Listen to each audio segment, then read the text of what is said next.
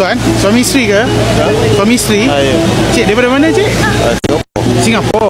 Kalau kata saya hari ni nak buat peraduan, saya nak bagi 3 soalan. Kalau jawab betul nak bagi hadiah istimewa, nak tak? Tak nak. Okey, baik, terima kasih. Suami isteri dah berapa lama kahwin ni? 5 tahun. 5 tahun? 7. Oh bang, bahaya bang. Tahun tu penting. Kalau tidak tidur luar kita bang. Daripada mana? Penang. Penang, datang cuti Dah berapa hari kat KL? Baru sehari. Baru sampai tadi. Kelia.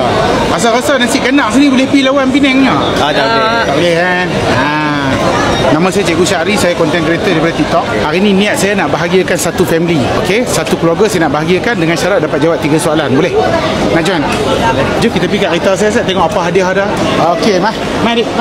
Okey, saya akan bagi 3 soalan. Dapat jawab 2 pun jadilah. Saya bagi hadiah. Boleh no?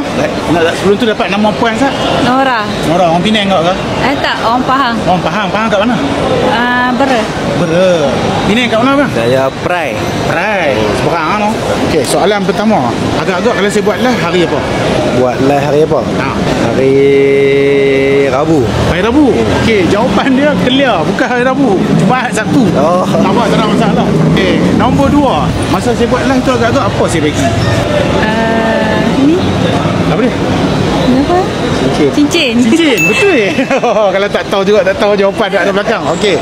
Nombor 3. Ni dia pelik sikit, no? Malaysia ada 14 buah negeri. Okey, betul. Negeri apa yang pegang title jelapang padi Malaysia? Kedah. Betul ke? Bukan Penang? Bukan. Betul ke? Okay. Jawapan dia betul. Saja orang Kedah cari pasal dengan orang Penang. Okey. Memandangkan dah jawab dengan betul, Kak, pilih salah satu. Mai sini. Jangan pergi jauh-jauh. Saya kereta lindih ke apa? Jam. Main duduk ni. Kak, pilih salah satu ni, milik Kak. Ambil sekali dengan kotak. Ada cincin, ada rantai. Bang, dah dapat cincin tu. Bang, sarung. Cakap romantik ni, I love you apa.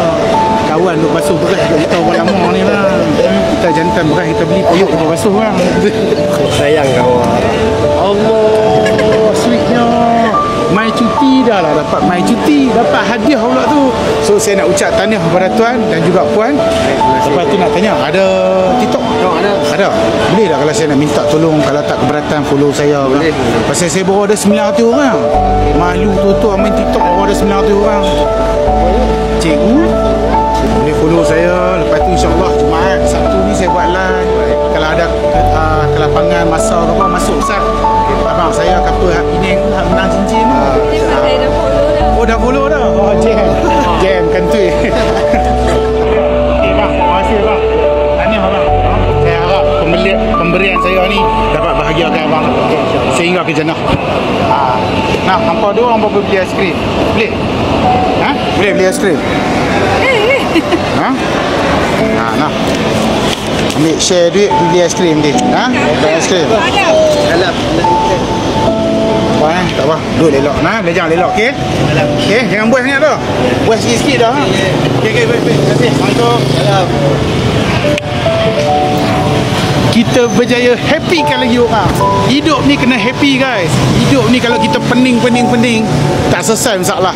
So Cikgu Syahri mengundurkan diri, Pavilion Kuala Lumpur.